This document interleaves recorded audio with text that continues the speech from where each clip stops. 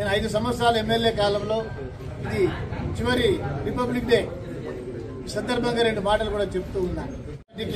December 27న 20 కోట్ల రూపాయల గ్రాంట్ను తీసుకురావడం జరిగింది. వెంటనే టెండర్ పిలవాలనుకున్నాం, కానీ ఈ లోపల కొన్ని డిస్టర్బెన్సెస్ వచ్చినాయి. మీకు అందరికి కూడా తెలుసు. కాబట్టి దాన్ని తర్వాత ఎవరున్నా కూడా ఆ 20 కోట్లతో అందరూ కూడా, ఎందుకంటే చూసాం నీళ్ళల్లో మునిగిపోయినప్పుడు మేమున్నాం. ఎవరున్నా లేకపోయినా ఆ రోజు ఎవరున్నారో ఎవరు లేరో మీకు అందరికీ తెలుసు. నేనున్నా మునిగిపోయిన దగ్గర వాళ్ళకి బియ్యం ఇచ్చినాము, డబ్బులు ఇచ్చినాము.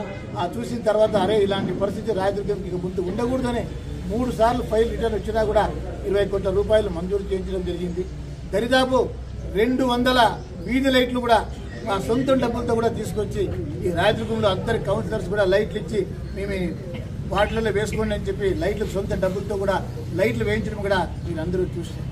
అదేవిధంగా పైపులు పగిలిపోతే నీళ్లు బంద్ అయితే అర్ధరాత్రి కూడా ఆ ఫారెస్ట్ లో వీరాపురం ఫారెస్ట్ లో ఉండి పైపులు రిపేర్ చేయించి తొందరగా నీళ్లు ఇవ్వడం అనేది ఏ ఎమ్మెల్యే చేయలేదు. అంతకన్నా బాధ్యత ఉన్నవాళ్ళు అసలు చేయలేదు. బాధ్యత చేయాల్సిన చేయకపోయినా కూడా అర్ధరాత్రి కాడ కూడా నేను ఫారెస్ట్ లో ఉండి పైపులు రిపేర్ చేయించి నీళ్లు రావడానికి చేశాను. అదేవిధంగా సమ్మర్ స్టోరేజ్ ట్యాంక్ నింపుకోకపోతే ఈసారి తుంగభద్ర నీళ్ళు తొందరగా బంద్ అవుతాయి అనే లోపల టెన్షన్ మొదలైపోయింది. చాలా బాధ అయిపోయింది. ఈసారి ఎండాకాలం ఏమైపోతుందో రాత్రి భయం అయింది నాకు.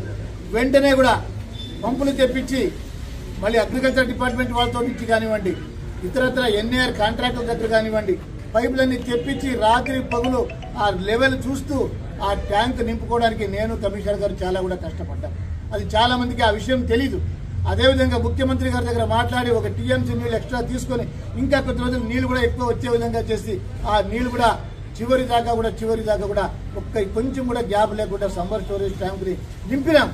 చాలా మందికి కౌన్సిలర్ కూడా తెలియదు నేను పక్కన ఏం చేస్తున్నాను. ఒక దగ్గర బిందెలు పట్టుకొని రోడ్లో నీళ్లు లేవు అంటే ఎవరి దగ్గర మాట్లాడుకోకుండా కూడా సమస్యని పరిష్కరించేదానికి అన్ని రకాల ప్రయత్నాలు కూడా తీసుకుంటా వచ్చారు. అదేవిధంగా 40 కోట్ల రూపాయలతోటి 39 గ్రామాలకి నీళ్లు లేకపోతే ఆ పండ్లు కూడా టెంకాయ కూడా కొట్టలే, పబ్లిసిటీ కూడా తీసుకోలే. పండ్లు ఎక్కడ చూసినా కూడా పైప్ లైన్లు అన్ని వేస్తూ ఉన్నారు. 40 కోట్ల రూపాయలతోటి ఆ పని కూడా నేను చేయించడం జరిగింది. ఈ ఉమ్మడి అనంతపురం జిల్లాలోనే కూడా ఎవ్వరు కూడా చేయనంతగా 47 తార్ రోడ్లని వేసుకున్నాము. సాక్షాత్ ఎంపీ రంగయ్య గారే మన మీటింగ్లో కూడా చెప్పడం జరిగింది. నేను ఎంపీ సెగ్మెంట్ లో ఎక్కడ కూడా ఇన్ని రోడ్లు వేయించుకోలేదని చెప్పేసి మీ కళ్ళకి అన్ని దగ్గర కూడా కనబడతాయి. తార్ రోడ్లు వేయించడం కూడా మన కళ్ళకి కనబడతా ఉంది. అదేవిధంగా రైతులకు ఒక పర్మనెంట్ ఒక పరిష్కారం అనేది ఉండాలా శాశ్వతంగా అని చెప్పేసి 58 చెరువులు నింపడానికి ముఖ్యమంత్రి గారిని ఒప్పించి డిపిఆర్కి 4 కోట్ల రూపాయలు కూడా సిద్ధం చేసి ఆ డిపిఆర్ కూడా రెడీ అవుతా ఉంది. దాన్ని ముందుకు తీసుకొచ్చిన బాధ్యత తర్వాత వాళ్ళపైన ఉంటుంది. కాబట్టి ఏమేమి చేయాలో అవన్నీ కూడా చేసినాం.